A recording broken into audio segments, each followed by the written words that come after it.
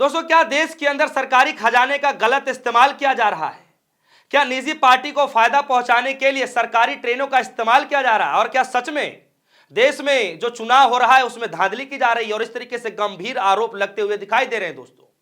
दोस्तों मैं आप सभी को बता दूं कि बिहार में चुनाव हो रहा है और पहले चरण के मतदान से पहले ही ठीक एक दिन पहले हरियाणा के अंदर से ट्रेन चलाई जाती है। और एक दो ट्रेन नहीं, बाकायदा 3-4 ट्रेनें चलाई जाती हैं, जिसमें 1-2 हजार नहीं 6,000 लोग हरियाणा से जगह जगह से लोग पहुंचते हैं और सीधे बिहार पहुंच जाते हैं वोट देने के लिए। इस तरीके से गंभीर आरोप लगाए जाते हैं। और आरोप लगाने वाला व्यक्ति कोई और नहीं दोस्तों, पूर्व केंद्रीय मंत्री रह चुके हैं, बाकायदा सांसद हैं, और इसके अलावा भी दोस्तों सुप्रीम कोर्ट के माने जाने अधिवक्ता हैं, सीनियर एडवोकेट हैं कपिल सिब्बल साहब।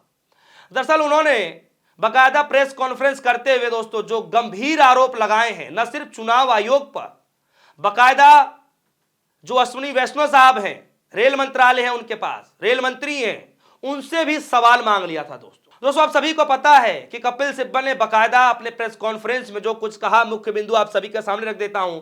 यह कहा जा रहा था कि 3 नवंबर को सुबह 10 बजे ट्रेन करनाल से चलती है, पानीपत होते हुए बरौनी बिहार पहुंच जाती है। उसके बाद दूसरी ट्रेन 11 बजे चलती है, करनाल से सीधे पटना होते हुए भागलपुर पहुंच जाती है।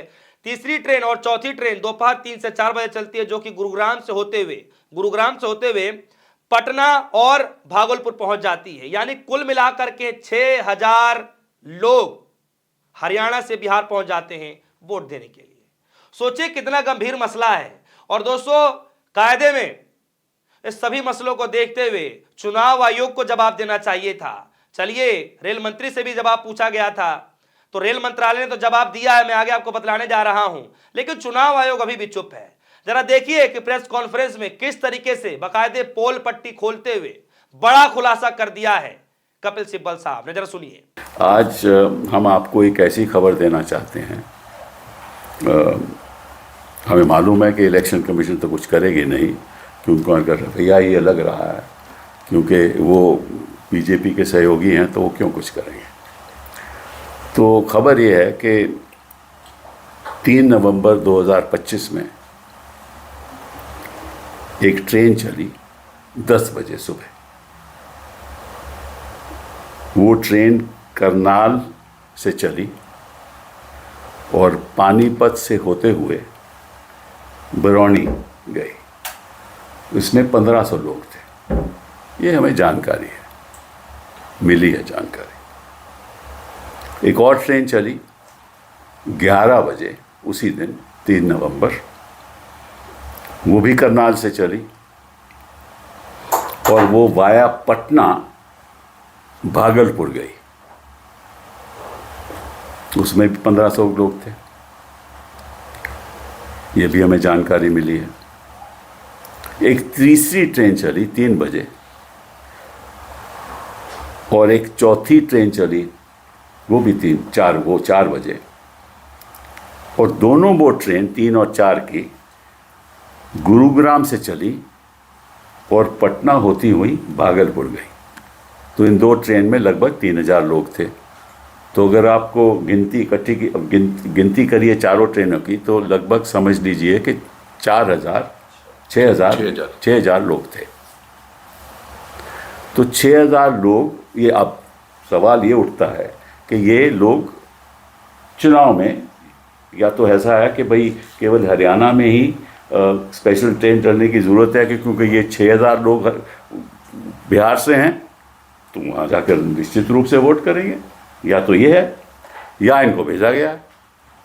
2 ही बातें हो सकती है ना।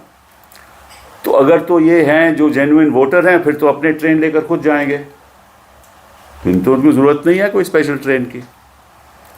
और अगर वाकई में वहाँ गए हैं, जो करना, जो उनका प्लान है, जिस वजह से वहाँ पहुँचाया गया है, तो आपको भी मालूम है और हमें भी मालूम है, ये धांधलेबाजी तो होती रही है। ठीक है, तो सबसे पहले मैं रेलवे मंत्री जी से, वैष्णव जी से पूछना चाहता हूँ कि भैया वाकई में क्या ये स्पेशल ट्रेन चली या नहीं। इनकी जवाबदेही तो बनती है ना, तो पब्लिकली बताएं क्या ये स्पेशल ट्रेन चली और जो मैंने कहा है 10 बजे, 11 बजे, 3 तारीख को, फिर 3 बजे, 4 बजे वहाँ पहुँची। और अगर ये चली तो सरकार ने स्पेशल ट्रेन हरियाणा से क्यों चलाया? जब छठ में तो चला नहीं पाए, यहाँ ट्रेन चला रहे हैं, ठीक है। और अगर वाकई में चली तो किस लिए? अगर तो ये जेन्युइन वोटर हैं तो उनके लिए तो स्पेशल ट्रेन की ज़रूरत नहीं है। अगर जेन्युइन वोटर नहीं है तो फिर काहे का आपने स्पेशल ट्रेन चलवाई? कुछ छत्ता माहौल तो ख़त्म हो गया। ये सवाल तो रेलवे मंत्री जी बताएंगे ना, हमें अवगत करेंगे कि सही क्या बात है, नहीं है। दूसरी बात कि अगर 6000 लोग वहाँ पहुँच गए, वो कई जगह पे उतरे होंगे, तो ये भी जानकारी रेलवे मंत्री को होगी कि कितने लोग पटना में उतरे, कितने लोग भागलपुर गए, उनकी जानकारी होगी ना। कितने लोग पानीपत से आए, क्योंकि चली तो ट्रेन वहाँ से करनाल से, कितने तो पानीपत से कितने लोग वहाँ से चढ़े उसमें, और कितने लोग गुरुग्राम जो ट्रेन चल रही थी, कितने लोग वहाँ से चढ़े और कितने लोग पटना से, फिर पटना के बाद वो भागलपुर गए, तो ये जानकारी भी उनको होगी। तो ये बहुत ज़रूरी है और फिर पता चलेगा। और दूसरी बात यह है कि अगर सरकार ने ट्रेन चलाई है तो खर्चा भी सरकार का होगा ना। तो अगर सरकार का खर्चा है और स्पेशल ट्रेन हरियाणा में चल रही है जो वहाँ वोटर नहीं है, तो खर्चा किस लिए भाई? ये भी जानकारी मिलनी चाहिए। कपिल जी, मैं कुछ बोलूँ? आप एक मिनट में ख़त्म करके फिर आपको मैं आगे करूँगा कि बोलिए। दूसरी बात, तो अगर खर्चा सरकार नहीं कर रही तो कोई ट्रेन बुक भी हो रही है, तो क्या ये बुकिंग किसने की? कोई पॉलिटिकल पार्टी ने की, इनके सहयोगियों ने की, जेडीयू ने की या भाजपा ने? मुझे नहीं मालूम, वो ये भी बताएंगे।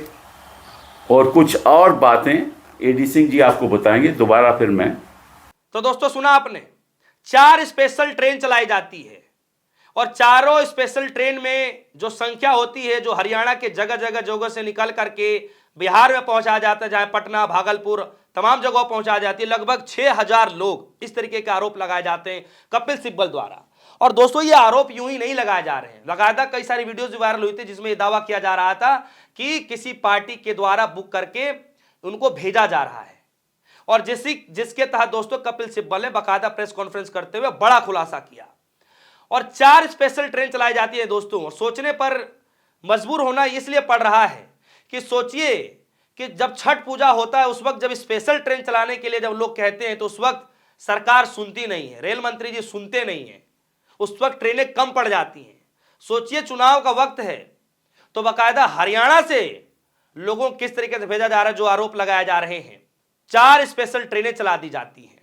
खैर, इस वक्त जवाब आया है दोस्तों रेल मंत्रालय की तरफ से, और यह जवाब बताया गया दोस्तों कि रेल मंत्रालय के सूत्रों ने कहा है कि चुनाव से संबंधित किसी भी राजनीतिक दल की बुकिंग रेलवे के पास नहीं आई है। रेलवे की ओर से त्योहारी सीजन को देखते हुए रेगुलर ट्रेनों के अलावा 30 नवंबर सन 2025 तक 12,075 स्पेशल ट्रेनों के फेरे लगाने का निर्णय लिया गया था, जिसकी जानकारी और रूट सार्वजनिक किया जा चुका है। तो दोस्तों फिर वो जो वीडियो निकल करके आई थी, जो हरियाणा के तमाम चैनलों ने चलाया और जो उसमें लोग बैठे हुए थे, उनको लेकर के आप क्या कहेंगे? बाकायदा भारतीय जनता पार्टी का पटका टंगा हुआ है गले में, बाकायदा वो बता रहे हैं कि उनको जाने के लिए, भेजने के लिए बाकायदा उन पार्टी के लोगों ने पैसा दिया है, पार्टी के लोगों ने टिकट बुक किया है, जा रहे हैं। तो फिर या तो वो गलत है या फिर जो जवाब आया है। और रेल मंत्रालय की तरफ से सूत्रों से पता चल रहा है कि कोई पार्टी में इस तरीके की जानकारी नहीं है इनके पास। सोचिए, जानकारी नहीं है।